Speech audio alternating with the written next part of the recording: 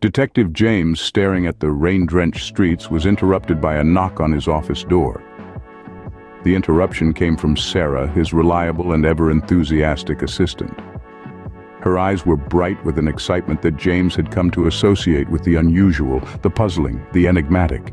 She was holding a newspaper, its headlines screaming for attention. "Detective James, you have to see this," Sarah urged, thrusting the paper into his hands. The headline read, "The Singing Sword Strikes Again." James's eyes narrowed as he took in the words. The Singing Sword? An odd name for a perpetrator, he thought as he began to read the article. It detailed a series of robberies that had left the city of Marlow on edge. Valuable artifacts were being stolen, and the thief was leaving behind a curious calling card, a small silver sword that sang a haunting melody. The police, the article said, were baffled. The public, it continued, was terrified. James felt a familiar thrill. This was no ordinary case. This was a challenge, a riddle that begged to be solved. He was already formulating plans, his mind racing through potential leads and lines of investigation. But first, he had to see the scene for himself. He stood, folding the newspaper and setting it aside. There was no time to lose. The thief was bold, striking again and again with impunity. This had to stop. James was determined to be the one to stop it. Sarah watched him, her eyes reflecting his resolve. She knew him well enough to understand that he was about to immerse himself in the case, to dedicate every waking moment to solving it. And she was ready to support him, to assist him in any way she could. That was what she did best. James looked at her, nodded, and picked up his coat. He was ready to face the unknown, to venture into the heart of the mystery. He had a thief to catch, a city to reassure, and a singing sword to silence. He gathered his things and headed to the scene of the latest robbery. Mr. Thompson, the museum curator, greeted Detective James at the entrance. Thompson was a tall man, his face lined with worry and his hands wringing nervously. "Detective James, thank goodness you're here," he said, relief flooding his voice. "The thief struck again last night. They stole the prized singing sword." Detective James nodded, his gaze traveling over the crime scene. The museum was eerily quiet, except for the faint echo of the singing sword. It was a haunting melody, one that sent chills down his spine. He approached the display case where the singing sword had once been kept. The glass was shattered, and the velvet cushion that once cradled the sword was empty. James squatted down, examining the shattered glass. His trained eyes instinctively looked for any signs of the thief. But like the previous crime scenes, there was no evidence left behind. No fingerprints, no footprints, nothing but the small silver sword that emitted the haunting melody. James picked up the sword, turning it over in his hands. It was a beautiful piece, intricately designed with a hilt encrusted with jewels, but it was the song, the eerie melody that it emitted, that had everyone mystified. "The thief left this behind?" he asked, holding up the sword. Mr. Thompson nodded, his eyes wide. "Yes, just like the other robberies," he confirmed. "It's the same song, the same sword. It's chilling, Detective James." James agreed. There was something deeply unsettling about the melody. It seemed to echo through the museum, a haunting reminder of the thief's presence.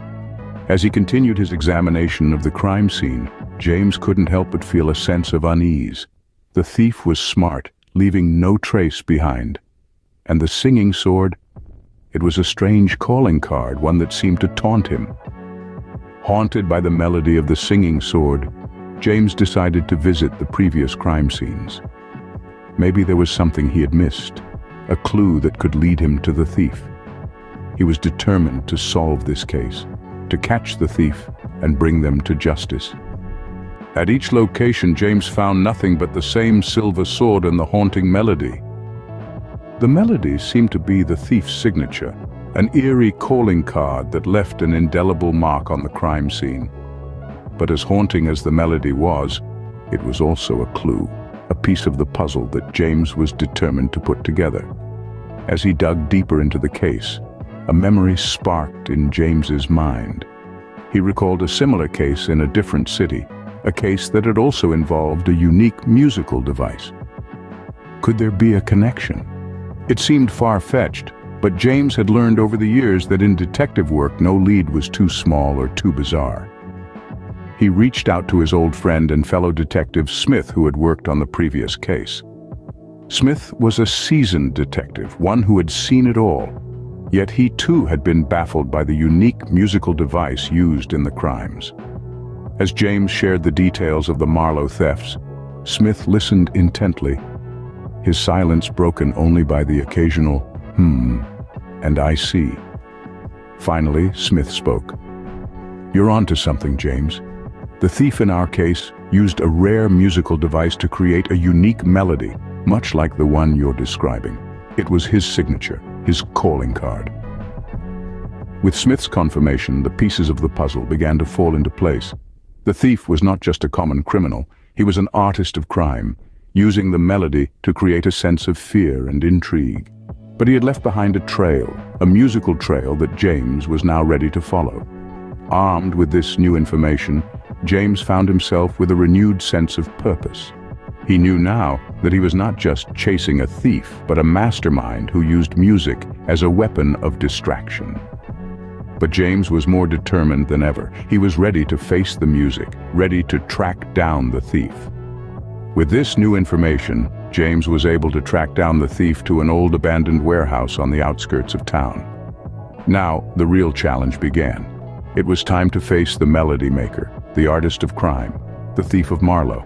As James entered the warehouse, he heard the familiar sound of the singing sword echoing through the empty halls. The melody that once seemed haunting now served as a beacon, guiding him towards the thief.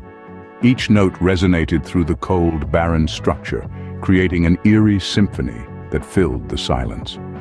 James tread carefully, each step a calculated move. The chilling air was a stark contrast to the burning anticipation that filled him. He was close, he could feel it. The melody grew louder, more insistent. It led him to a room, dimly lit and filled with shadows. Against the far wall, a figure stood. It was Thomas. He was hunched over a table cluttered with stolen artifacts, each one glinting in the sparse light. The singing sword was there too, its melody now a triumphant chorus. A wicked smile played on Thomas's lips as he turned to face James. "So you've finally caught up with me, Detective James," Thomas taunted. His voice was filled with arrogance, a stark contrast to the fear that had gripped the city. But it's too late. The singing sword has already fulfilled its purpose. James's eyes quickly scanned the room, noticing the stolen artifacts arranged in a peculiar pattern with the singing sword at its center. It dawned on him then the full extent of Thomas's plan. He had been using the artifacts to conduct a powerful ritual, with the singing sword as the core. The stakes were high, higher than any case James had worked before. He had to act, and he had to act fast. As the last note of the singing sword rang out, James lunged at Thomas.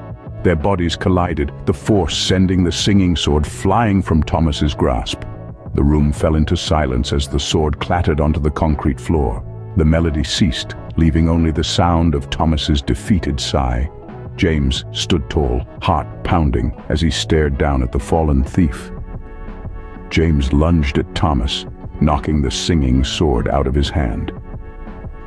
The showdown was over.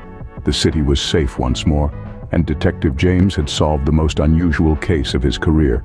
As the sword clattered to the ground, the haunting melody stopped. A hush fell over the room, the silence echoing louder than the once resounding melody. Thomas, the man behind the mystifying thefts, fell to his knees, defeated. Detective James stood tall, his mind racing as he surveyed the room filled with stolen artifacts, all meticulously arranged.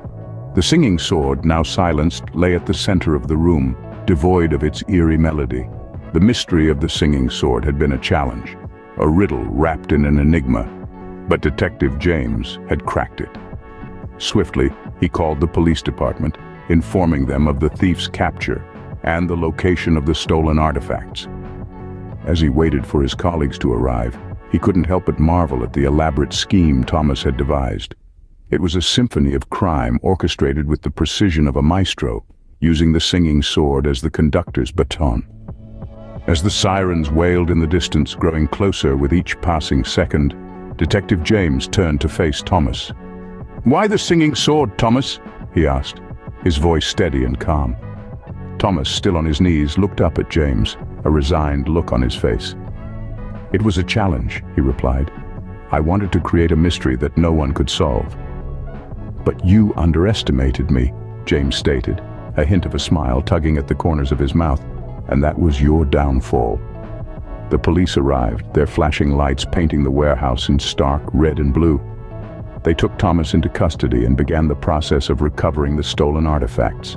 It was a long night, but by dawn, the artifacts were all accounted for, and the case of the singing sword was officially closed.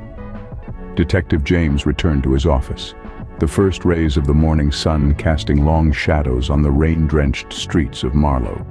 He sat at his desk, the memory of the singing sword echoing in his mind. Detective James had faced many challenges in his illustrious career, but the case of the singing sword was unlike anything he had encountered before.